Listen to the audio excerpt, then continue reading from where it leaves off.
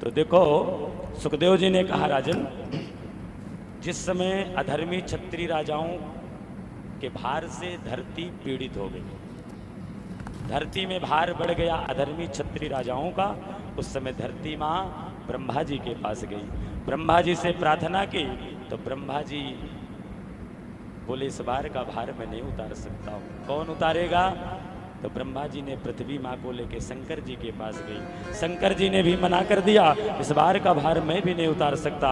तो नारायण के पास पहुंचे, भगवान नारायण ने भी कह दिया, इस बार का भार मैं नहीं। कौन उतारेगा? बड़ी चिंता में पड़ गई। भगवान नारायण ने कहा, इस बार का भार कौन उतारेगा? ये बात हम जानते हैं। तो वैकुंठ से भी 50,000 योजन ऊपर, ध्यान देना, वैकुंठ से 50,000 योजन ऊपर दिव्य गोलोक धाम आता है, जिस गोलोक धाम के स्वामी हमारी राधा है और हमारी माधव है। जैसी राधा है वैसे माधव में कोई अंतर नहीं है, जैसे माधव है वैसी राधा। तो 5 लोग चल दिए। कौन कौन? 4 लोग, ब्रह्मा जी, पृथ्वी माँ, शंकर जी और विष्णु भगवान। गोलोक पहुंचे, सतचंडा नाम की एक गोपी थी, भेंट लगा दी, कहां से आए हो? ब्रह्मा जी ने कहा, मैं ब्रह्मा। तो सतचंडा ने कहा, कहां के ब्रह्मा? क्योंकि भगवत भक्तों, जिस कृष्ण की मैं कथा सुनाने जा रहा हूं और सुखदेव जी ने परीक्षित को सुनाया, ये 1-2 ब्रह्मांड के मालिक नहीं है, ये विचार समझना। अनादि माध्यम पुरुषोत्तमोत्तमम श्री कृष्ण चंद्रम निज भक्त वत्सलम स्वयं तो संख्यांड पतिम परात्परम। असंख्य ब्रह्मांड के नायक हैं, इसलिए भगवान को कहते हैं अखिल ब्रह्मांड कोटि नायक राजाधिराज भगवान श्री कृष्ण चंद्र। 1-2 ब्रह्मांड के नहीं। Tata Click Luxury brings you the summer edit. This season is all about sunlit glass. तो विष्णु जी ने कहा कि ब्रह्मा जी बता दो कि मैं पिछली ब्रह्मांड का ब्रह्मा हूं, तभी एंट्री मिलेगी अंदर जाने की आज्ञा। तब बताए, तब मिल गया प्रवेश। जैसे प्रवेश मिला तो एक गोपी जो है गोलोक धाम की पोंछा लगा रही। शंकर जी को लगा कि यही राधा महारानी होगी, इतनी सुंदर थी, इतनी सुंदर। तो पकड़, चरणों को जाकर पकड़ लिए शंकर जी। बेचारी जल्दी जल्दी छुड़ाई, क्या कर रहे हो, क्या कर रहे हो? अब आप लोग अपने मन में विचार करना कि जिस गोलोक धाम की गोपी इतनी सुंदर हो, जिस गोलोक धाम की दासी इतनी सुंदर हो कि त्रिलोकी भूत भावन भगवान शंकर भी धोखा खा जाए, तो जो उस शहर की, उस गोलोक की, उस नगर की जो मालकिन होगी, जो स्वामिनी होगी, वो कितनी सुंदर होगी, कितनी करुणामय होगी, इसका वर्णन कोई नहीं कर सकता। गोपी ने बताया आगे हैं, तो आगे गए भगवान। और जैसे भगवान शंकर जी, ब्रह्मा जी और महाराज पृथ्वी माँ गई, भगवान सिंहासन पर बैठे थे। भगवान को लगा कि ब्रह्मा जी को हमारी महिमा कम पता है, इसलिए जो भगवान नारायण गए थे वो देखते ही देखते कृष्ण में विलीन हो गए।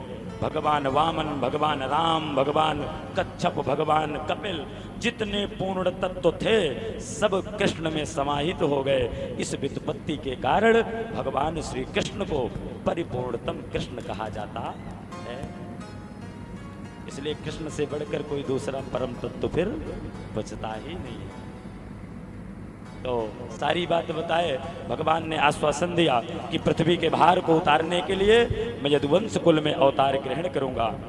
जैसे इतना बोले भगवान की मैं धरती पर अवतार लूंगा, बगल में बैठी राधा महारानी को चक्कर आ गया। राधा महारानी को उठाए जल्दी से। भगवान ने पूछा क्यों चक्कर आया राधा रानी? राधा रानी ने कहा, प्रभु आप चले जाएंगे गोलोक को छोड़कर धरती, तो मैं कैसे रहूंगी, आपके बिना एक पल नहीं रहती हूँ।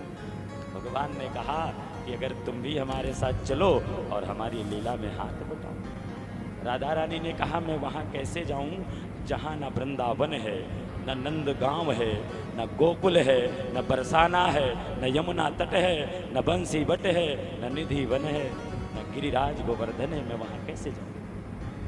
भगवान ने कहा, अगर तुम चलने का निश्चय करोगी तो ये जो 84 कोस की भूमि है ये भी हमारे साथ प्रकट हो जाएगी।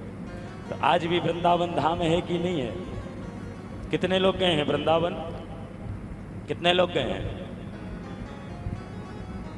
कोई नहीं गया करौंदी से? यही से तो कुछ लीला पता नहीं है, कहा बताई। अरे कतो कतो निकरो बुढ़ाइंदा, तीरथ व्रत करो कुछ वृंदावन जैसी जगह क्या। हाँ, करौंदी के माया छोड़त नहीं को का जल्दी से। हमारो माता ही बाप जल्दी नहीं जाता है, इनहू का समझाई थे पी जल्दी नहीं निकलत। ओ कहीं दादू तो आप कहेरो भक्ति, हमा भैंसी हमा भक्ति आई। हाँ, इन्हें भैंसीन से ज्यादा प्रेम है। नहीं, अभी नवंबर के महीने में वृंदावन में हमारी कथा थी, जो यूट्यूब लोग चलाते हैं, यूट्यूब में जो देखते हैं वो लोग देखे होंगे। और बढ़िया बढ़िया संतों का भी दर्शन हुआ। पूज्य अनिरुद्धाचार्य जी महाराज भी कथा में अपना आशीर्वचन देने के लिए आधे घंटे के लिए अपना समय निकाल कर आए थे। तो हर साल कथा होती है, अगले साल फिर नवंबर में कथा है वृंदावन में। एक कथा साल में वृंदावन में होती है। 100-200 लोग जाते हैं छत्तीसगढ़ से, और यहाँ कानपुर, आपके लखनऊ, बनारस। तो अगर किसी को चलना रहा करे तो करौंदी वालों के लिए एक सुविधा है कि दूसरी जगह वालों से मैं पैसा लेता हूँ, क्योंकि वहाँ मेरा घर नहीं है, पर करौंदी वालों को फ्री ले जा सकता हूँ, पर ज़्यादा नहीं, एक साल में 5-5 लोगों को, क्योंकि एक आदमी के पीछे 10,000 का खर्चा आता है, कमरे का, खाने का, रहने का। आप जाएंगे तो खुद पता चलेगा। तो इतना कर सकता हूँ आपके बेटा होने के नाते कि 5-5 लोगों को 2-4 साल में मैं वृंदावन की तीर्थ यात्रा और भागवत की कथा करा सकता हूँ। तो जिनको चलना रहा करे वो मुझे सूचना दे दिया करे। इस बार तो मैं अनूप भैया को जरूर ले जाऊंगा। विश्वकर्मा जी मेरे बहुत, चंचल भैया सेवा किए हैं 7 दिन, और अमित भाई को, इनको वृंदावन जरूर घुमाऊंगा, श्याम भैया को।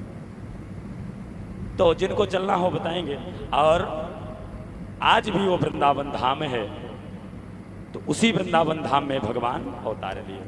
देखो, इतना कहकर समझाकर भगवान चले आए, और जैसे भगवान आए, आने का निश्चय किए।